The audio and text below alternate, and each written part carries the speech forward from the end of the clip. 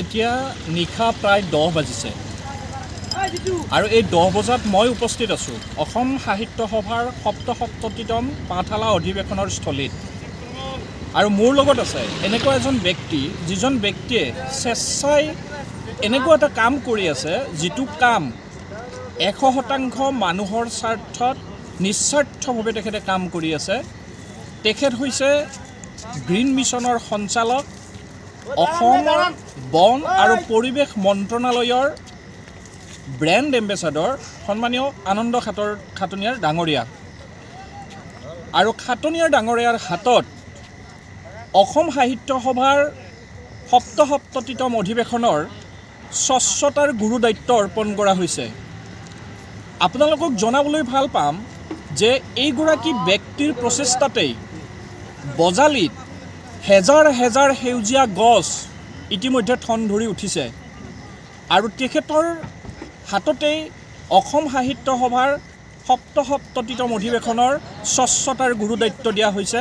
এই কথাখিনি মই আপোনালোকক ক'লোঁ।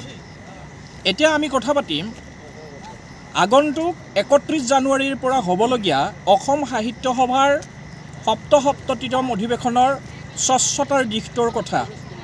মই পোনে পোনে খাটনিয়াৰ ডাঙৰীয়াৰ পৰা জানিব খুজিছোঁ স্বচ্ছতা সম্পৰ্কীয় কথাখিনি। দাদা নমস্কাৰ জনাইছোঁ। নমস্কাৰ। মই কথাখিনি ক'লোৱে আপোনাক যে স্বচ্ছতা এটা গুৰুত্বপূৰ্ণ বিষয় হ'ব অসম সাহিত্য সভাৰ ৭৭তম অধিৱেশনৰ এই মঞ্চত। তো মই আপোনাৰ পৰা জানিব খুজিছোঁ যে আপুনি এটা গুৰু দায়িত্বত আছে। মই আপোনাৰ পৰা জানিব খুজিছোঁ কেনেদৰে আপোনালোকে এই প্ৰস্তুতি আৰম্ভ কৰিছে, যিহেতু স্বচ্ছতা এটা মানে গুৰুত্বপূৰ্ণ বিষয় হ'ব ইয়াতে। অসম সাহিত্য সভাৰ ৭৭তম দ্বিবাৰ্ষিক পাঠশালা অধিৱেশন হ'বলৈ আৰু মাত্ৰ কেইটামান দিন বাকী। সকলো প্ৰস্তুতি তুংগত। প্ৰত্যেক উপসমিতিয়ে নিজৰ নিজৰ কামবোৰ দিনে নিশাই কৰি আছে আৰু এই চেগতে মই সমূহ ৰাইজকে পাঠশালা অধিৱেশনলৈ স্বাগতম জনাইছোঁ। মোৰ দায়িত্বত পৰিছে স্বচ্ছতা পৰিৱেশ ব্যৱস্থাপনা উপসমিতি, সভাপতি হিচাপে দায়িত্ব লৈছোঁ আৰু পাৰ্যমানে এই স্বচ্ছতাৰ দিশটোত আমি নজৰ দিছোঁ।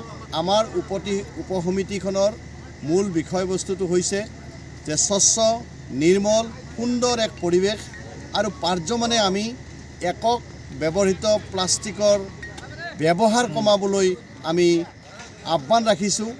আমি ডাষ্টবিনৰ ব্যৱহাৰ কৰিছোঁ।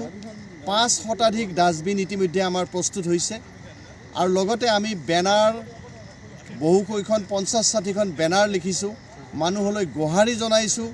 গোহাৰি পত্ৰ আমি প্ৰস্তুত কৰি উলিয়াইছোঁ যে কেনেকৈ আমি এই সভাস্থলীখন সুন্দৰ স্বচ্ছ প্ৰতি মুহূৰ্ততে এটা সুন্দৰ ৰূপ দিব পাৰোঁ, তাৰ কাৰণে আমি বদ্ধপৰিকৰ হৈছোঁ। আমাৰ সমিতিখনে প্ৰতিদিনে প্ৰতি নিশাই এই স্বচ্ছতাৰ দিশত আমি কাম কৰিছোঁ।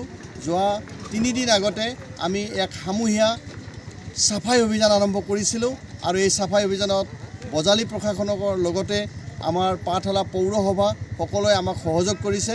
আমি ব্যাপকভাৱে চাফাই অভিযান এটা আৰম্ভ কৰিছিলোঁ।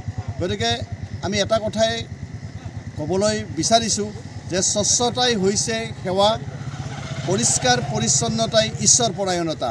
এনেকুৱা মনোভাৱেৰে আমি কাম কৰাৰ প্ৰয়াস কৰিছোঁ। এই চেগতে মই সমূহ দৰ্শনাৰ্থী বা সাহিত্য সভালৈ অহা প্ৰতিগৰাকী সন্মানীয় ব্যক্তিলৈ নিবেদন জনাম, মই এটা মোৰ ফালৰ পৰা গোহাৰি থাকিব যে আপোনালোকেও যাতে সচেষ্ট হয় যে পৰিষ্কাৰ পৰিচ্ছন্নতা ৰাখিবৰ কাৰণে আপোনালোকেও সহায় কৰক আমাক। আমাৰ স্বেচ্ছাসেৱক সদায় মজুত থাকিব। দিনে নিশাই আমাৰ স্বেচ্ছাসেৱকে সহায় কৰাৰ মানসিকতাৰে সকলো ঠাইতে থাকিব। গতিকে আপোনালোকে সহায় আমাক বিচাৰক আৰু আমি পাৰ্যমানে চেষ্টা কৰিম কেনেকৈ এখন সুন্দৰ সাহিত্য সভাস্থলীখন সুন্দৰ কৰি ৰাখিব পাৰোঁ, পৰিষ্কাৰ পৰিচ্ছন্ন কৰি ৰাখিব পাৰোঁ। এয়া হৈছে মূল কথা। ৭৭তম অধিৱেশনৰ স্বচ্ছতাৰ দিশটোত আমি আশা কৰিছোঁ আপোনালোকেও সহায় সহযোগিতা আগবঢ়াব। এই চেগতে মই সন্মানীয় খাটনিয়াৰ ডাঙৰক ধন্যবাদ জনাইছোঁ। এই ৰাতি 10 বজাতো আহি তেখেতে আমাৰ লগত কথা পাতিছে। তেখেতে পাৰ্যমানে এই স্বচ্ছতাৰ দিশটোক নজৰত ৰাখিছে। 10 বজাতো আহি এই অধিৱেশনস্থলীত তেখেতে উপস্থিত হৈছেহি। বহুত বহুত ধন্যবাদ জনাইছোঁ আপোনাক।